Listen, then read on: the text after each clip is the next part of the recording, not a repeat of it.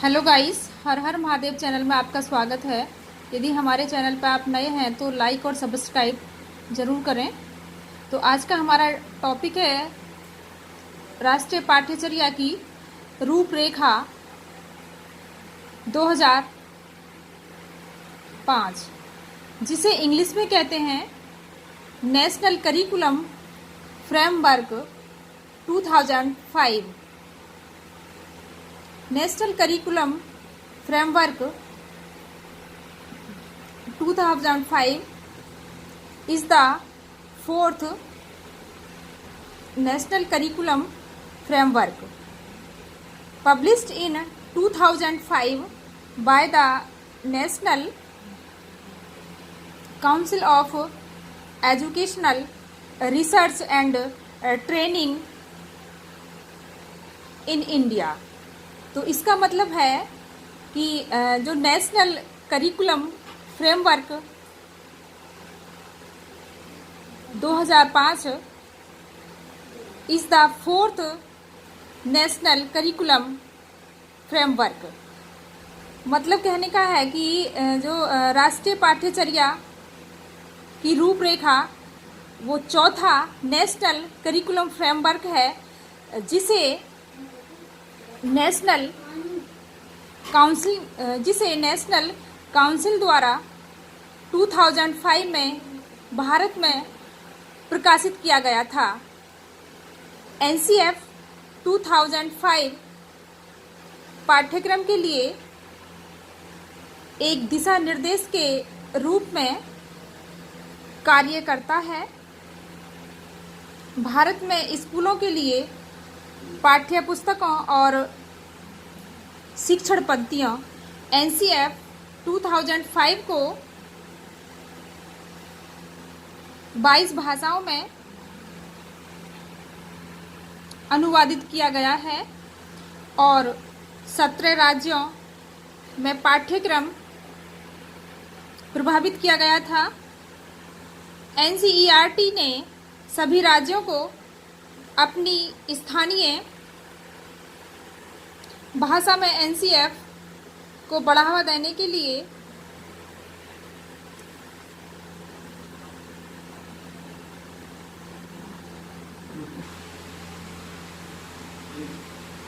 बढ़ावा देने के लिए 10 लाख का अनुदान प्रदान किया और प्रस्तावित सिलेबस के साथ इसके वर्तमान पाठ्यक्रम की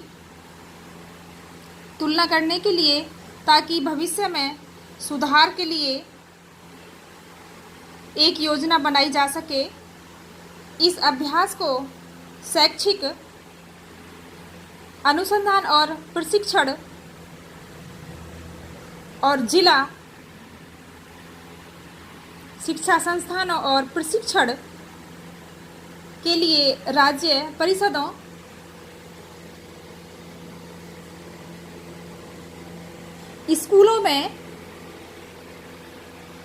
स्कूलों में सभी बच्चों को शामिल करने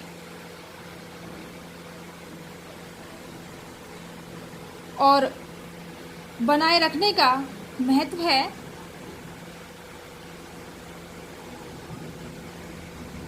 बच्चों को पर्यावरण और उसके संरक्षण के साथ प्रति संवेदनशील बनाएं। इसका मुख्य उद्देश्य यह है, राष्ट्रीय पाठ्यचर्या का मुख्य उद्देश्य यह है कि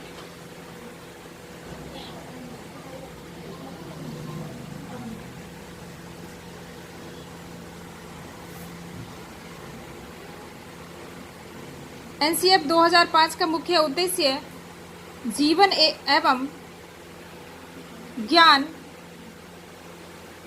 की मध्य दूरी को कम करना तथा इस प्रक्रिया में बच्चों के विद्यालय जीवन को बाहरी जीवन से जोड़ना।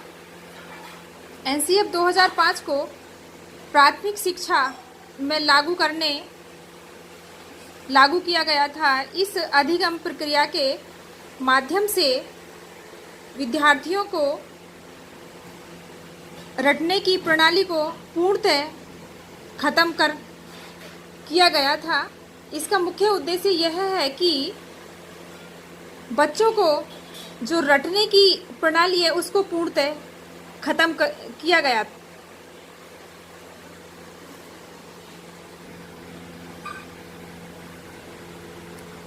एनसीएफ 2005 का प्रमुख सूत्र लर्निंग विदाउट बर्डन।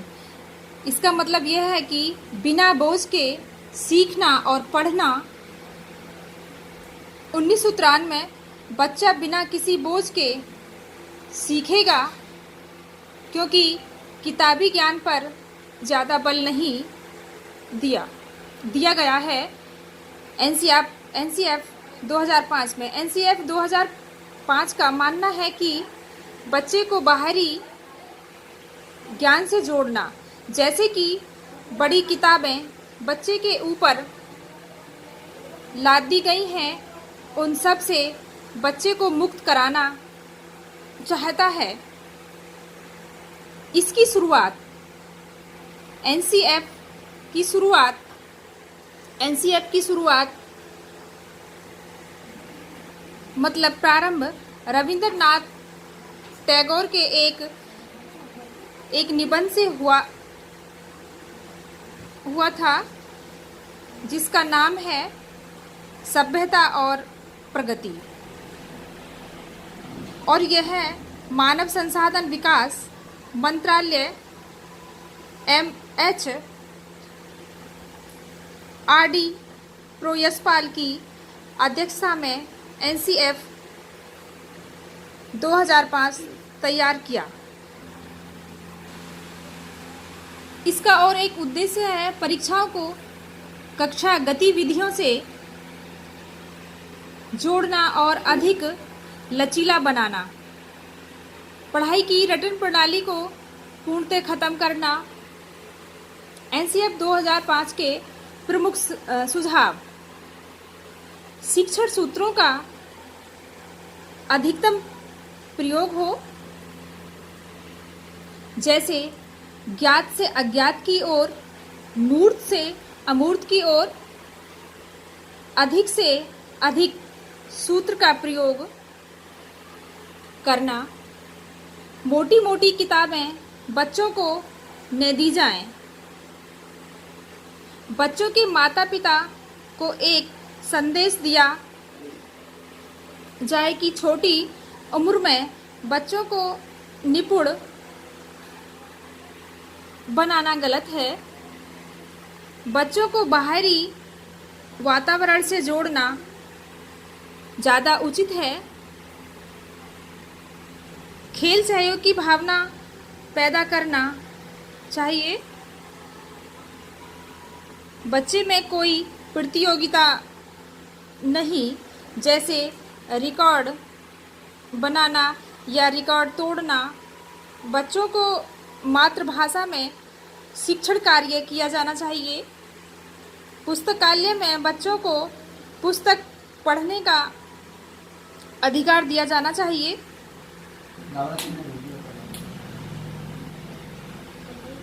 शिक्षा क्रियाओं का आधार पाठ्यक्रम होता है। पाठ्यक्रम की अवधारणा विस्तृत एवं व्यापक है। इसमें वे समस्त अनुभव आ जाते हैं जिन्हें छात्र विद्यालय में प्राप्त करता है। इसमें कक्षा में और कक्षा के बाहर अर्जित समझ, शैक्षणिक एवं पाठ्यक्रम सहगामी क्रियाएं आ जाती हैं। पाठ्यक्रम को क्रिया एवं अनुभव के रूप में समझा जा सकता है। शिक्षा के उद्देश्यों की प्राप्ति के लिए पाठ्यक्रम का नियोजन किया जाता है। चूँकि शिक्षा के उद्देश्य बदलते रहते हैं, इसलिए पाठ्यक्रम का नियोजन और उसके उद्देश्य भी बदलते रहते हैं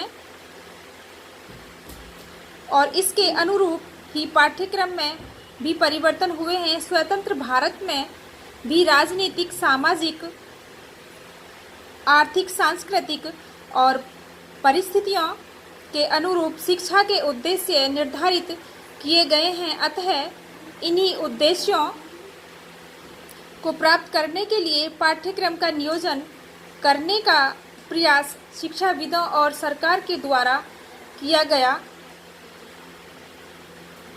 सुप्रसिद्ध राधाकृष्ण आयोग, मुदलियार आयोग और कोठारी आयोग तथा सरकार द्वारा गठित विभिन्न समितियों ने भी पाठ्यक्रम निर्धारण के संबंध में अपनी सिफारिशें प्रस्तुत की थी। भारत विविधताओं का देश है। यहाँ विभिन्न भाषाएं, संस्कृतियाँ, धर्म, जातियाँ और संप्रदाय हैं जो विभिन्न राज्यों में पाए जाते हैं। अतः यहाँ एक राष्ट्रीय पाठ्यक्रम की आवश्यकता है। राष्ट्रीय शिक्षा नीति 1986 में कहा गया था कि देश में एक राष्ट्रीय शिक्षा प्रणाली विकसित की जानी चाहिए जो संविधान की मूल धारणा एक निश्चित स्तर तक बिना किसी भेदभाव के सभी को समान शिक्षा उपलब्ध हो। राष्ट्रीय पाठ्यचर्या 2005 के सिद्धांत।